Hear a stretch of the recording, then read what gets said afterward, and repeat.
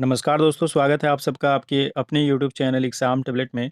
दोस्तों, उत्तर प्रदेश में national health mission के द्वारा स्टाफ नर्स और एएनएम की वैकेंसी निकली हुई है और इस वीडियो में हम लोग जानेंगे कि इसमें आपका सिलेक्शन प्रोसेस क्या है, इसमें आपका एग्ज़ाम पैटर्न क्या है, मतलब आपको जो एग्ज़ाम लिए जाएँगे, इसमें आपको कितने सवाल पूछे जाएँगे, इसमें आपको कितना टाइम मिलेगा, इसमें आपका नेगेटिव मार्किंग होगा या नहीं होगा।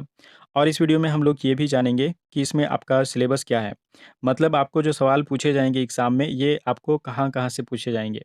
तो इसलिए आपको जो प्रिपरेशन करना है, ये आपको आपकी सिलेबस के अकॉर्डिंग ही आपको प्रिपरेशन करना है। दोस्तों, यहाँ पे जो आपका सिलेक्शन प्रोसेस है, तो देखिए सिलेक्शन आपका जो होगा ये आपको सीबीटी बेस्ड टेस्ट होगा, सबसे पहले कंप्यूटर बेस्ड टेस्ट होगा और उसके बाद फिर कैंडिडेट्स शॉर्टलिस्टेड होंगे या फिर उनका मेरिट लिस्ट बनेगा और फिर उनके उसके बाद क्या होगा, उन कैंडिडेट्स का यहाँ पे डॉक्यूमेंट वेरिफिकेशन होगा। और देखिए आपका जो सीबीटी एग्ज़ाम होगा, इसमें जो टोटल आपको सवाल पूछे जाएँगे, इसमें टोटल आपको 100 मार्क्स के सवाल पूछे जाएँगे। यानी यहाँ पे आपको जो सवाल होंगे ये 100 क्वेश्चंस होंगे और उसके बाद देखिए आपको जो टाइम यहाँ पे दिया जाएगा, ये 2 घंटे का आपको यहाँ पे टाइम मिलेगा 100 क्वेश्चन सॉल्व करने के लिए। और यहाँ पे आपका जो एग्ज़ाम होगा ये सिर्फ़ एक ही सिटिंग में होगा, 1 सिटिंग में होगा। उसके बाद देखिए यहाँ पे आपको जो सेक्शंस रहेंगे, यहाँ पे एग्ज़ाम में आपका जो पेपर लिया जाएगा, इसमें आपको 2 सेक्शंस होंगे, 2 सेक्शन होंगे। एक सेक्शन 1 जिसमें कि आपका 80 मार्क्स का यहाँ पे क्वेश्चंस रहेगा, जिसमें कि देखिए आपको सेक्शन 1 में क्या पूछा जाएगा, सेक्शन 1 में आपको पूछा जाएगा आपके प्रोफ़ेशनल नॉलेज से।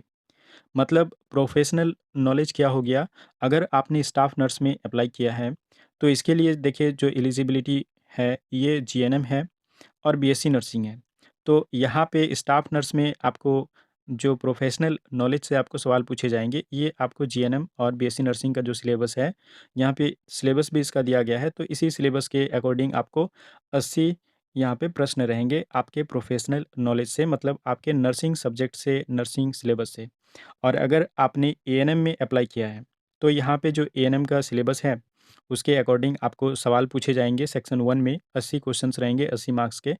और उसके बाद देखिए आपको यहाँ पे एक सेक्शन 2 भी रहेगा, तो सेक्शन 2 में आपको क्या सवाल पूछा जाएगा, तो सेक्शन 2 में देखिए यहाँ पे आपको टोटल जो सवाल रहेंगे, ये 20 मार्क्स के आपको सवाल रहेंगे। मतलब आपको यहाँ पे टोटल 20 क्वेश्चंस रहेंगे, जिसमें कि आपको general aptitude, reasoning, general awareness और बेसिक कंप्यूटर नॉलेज से आपको सवाल पूछे जाएँगे।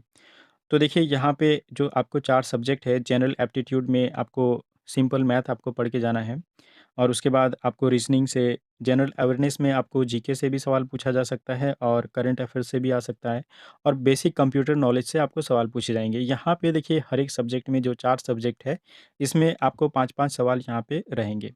और उसके बाद देखिए यहाँ पे आपको एक सवाल की अगर आप सही करते हैं तो आपको कितना मार्क्स मिलेगा? 1 मार्क्स मिलेगा और अगर आप गलत करते हैं तो फिर यहाँ पे कोई भी मार्क्स नहीं कटेगा, यहाँ पे नेगेटिव मार्किंग आपका नहीं है। और देखिए यहाँ पे आपका जो पेपर होगा, ये आपका हिंदी और इंग्लिश दोनों में होगा। बाइलिंगुअल होगा, मतलब यहाँ पे 2 भाषा होगा, एक इंग्लिश और आपका एक हिंदी होगा। जिसमें कि देखिए अगर हिंदी में कोई भी टाइपिंग मिस्टेक होगा या फिर कुछ भी होगा, तो यहाँ पे इंग्लिश वर्ज़न को यहाँ पे सही माना जाएगा। ठीक है, यहाँ पे लिख दिया है वैलिड एंड फाइनल। तो चलिए अब देख लेते हैं कि इसका सिलेबस क्या है। तो दोस्तों यहाँ पे आपका सिलेबस दिया गया है और देखिए यहाँ पे एएनएम का सिलेबस दिया गया है कि एएनएम को यहाँ पे जो सवाल पूछे जाएँगे, तो ये कहाँ से पूछे जाएँगे, आपके प्रोफ़ेशनल नॉलेज से। और उसके बाद देखिए स्टाफ नर्स का भी यहाँ पे सिलेबस दिया गया है। और यहाँ पे जो आपको एएनएम का यहाँ जो सवाल पूछा जाएगा, ये आपको कहाँ से सवाल पूछे जाएँगे? तो फर्स्ट में आपको यहाँ पे determinants of health and overview of health problems of communities in India. तो देखिए यहाँ पे टॉपिक्स भी दिए गए हैं कि आपको कहाँ-कहाँ से सवाल पूछे जाएगा। तो जो निर्धारक होते हैं हेल्थ के, डिटरमिनेंट्स ऑफ हेल्थ, और जो ओवरव्यू है आपके हेल्थ प्रॉब्लम्स के इंडिया में, इंडियन कम्युनिटी में, तो इससे आपको सवाल पूछा जाएगा। और उसके बाद देखिए आपका जो ऑर्गेनाइजेशन है, जैसे आपका एससी हो गया, पीएचसी हो गया, प्राइमरी हेल्थ सेंटर सीएचसी हो गया, उसके बाद जो आपका डिस्ट्रिक्ट हॉस्पिटल हो गया, तो यहाँ से भी आपको सवाल पूछे जाएँगे। और उसके बाद यहाँ पे आप देख सकते हैं कि role and responsibility of ANM या फिर फीमेल हेल्थ वर्कर। तो फीमेल हेल्थ वर्कर या फिर एएनएम का क्या यहाँ पे रोल है और क्या रिस्पॉन्सिबिलिटी है, क्या ज़िम्मेदारी है, तो ये सबसे भी आपको सवाल रहेंगे। और फिर आपको देखिए code of ethics for ANM, तो एएनएम का जो एथिक्स है इनका, तो इससे भी आपको सवाल पूछे जाएंगे। उसके बाद देखिए आपको एएनएम रोल एज काउंसलर, तो परामर्शदाता के रूप में एएनएम का क्या महत्व है, क्या रोल है, ये भी आपको पूछा जाएगा। उसके बाद जो नेक्स्ट आपको देखिए यहाँ पे न्यूट्रिशन से आपको सवाल रहेंगे, पोषण से आपको सवाल रहेंगे। Importance of nutrition in health and sickness, तो पोषण का यहाँ पे स्वास्थ्य और बीमारी में क्या महत्व है, इससे आपको सवाल रहेंगे। उसके बाद देखिए आपका विटामिन एंड मिनरल डिफिशियंसी, जो आपका विटामिन और जो खनिज का डिफिशियंसी है, कमी है, इससे भी आपको सवाल रहेंगे। उसके बाद देखिए यहाँ पे न्यूट्रिशनल एनीमिया इन वुमेन, तो जो पोषण की कमी के कारण जो एनीमिया होता है महिलाओं में, यहाँ से आपको सवाल रहेंगे। उसके बाद देखिए balance diet for different age group including under 5 nutrition, तो जो डिफरेंट एज ग्रुप हैं, जैसे एक वयस्क है या फिर एक टीन एज है या फिर एक एडोलेसेंस है। उसके बाद देखिए 5 जो एज है उससे भी कम, मतलब जो बच्चों का जो यहाँ पे बैलेंस डाइट होता है, तो इससे भी आपको सवाल पूछे जाएंगे। उसके बाद देखिए यहाँ पे फोर्थ नंबर में क्या है कि the human body structure and body systems and their function, तो यहाँ पे आपको जनरली ह्यूमन जो एनाटॉमी और फिजियोलॉजी है, ये आपको पढ़ लेना है। उसके बाद देखिए यहाँ पे कॉन्सेप्ट ऑफ मेंटल हेल्थ, तो जो मानसिक स्वास्थ्य है यहाँ पे, इसका जो कॉन्सेप्ट है इसके बारे में भी आपको यहाँ पे पढ़ना है। And control and prevention of communicable diseases, तो जो भी संक्रामक बीमारी है उसका जो नियंत्रण और जो रोकथाम है, इसके बारे में भी आपको पढ़ना है। और उसके जनरल मेजर्स के बारे में भी आपको पढ़ लेना है। उसके बाद जो नेक्स्ट यहाँ पे देखिए फिफ्थ नंबर में क्या है, कम्युनिकेबल डिजीज़, जो यहाँ पे देखिए सारे के सारे दिए हुए हैं। जो यहाँ पे इसका साइन है, सिम्टम है, care and prevention of the following, तो केयर और जो प्रिवेंशन है, इसमें आपको क्या केयर करना है और क्या प्रिवेंशन के लिए क्या क्या करना है, तो ये सब आपको जानना पड़ेगा। और इसमें देखिए टॉपिक वाइज दे भी दिया है, diphtheria, pertussis, tetanus, polio myelitis. उसके बाद देखिए measles, tuberculosis, chicken pox, mumps, rubella, enteric fever, hepatitis, rabies, malaria, dengue, filaria, kalazar, trachoma. उसके बाद देखिए यहाँ पे आपका कंजक्टिविटीज़, स्कैबीज, एसटीडीज़, और इसमें फिर आपको एचआईवी और एड्स भी आपको पढ़ने हैं। Encephalitis, leptospirosis. उसके बाद देखिए आपका यहाँ पे एक्यूट रेस्पिरेटरी इन्फेक्शन जो है, ये भी आपको पढ़ने हैं। उसके बाद जो आपका डायरियल डिसीज़ है, उसके बाद वर्म इन्फेस्टेशंस जो है, उसके बाद लेप्रोसी, तो ये सारी चीज़ें आपको यहाँ पे पढ़ना पड़ेगा। तो ये इनका देखिए सब टॉपिक वाइज यहाँ पे आपको दे दिया गया है।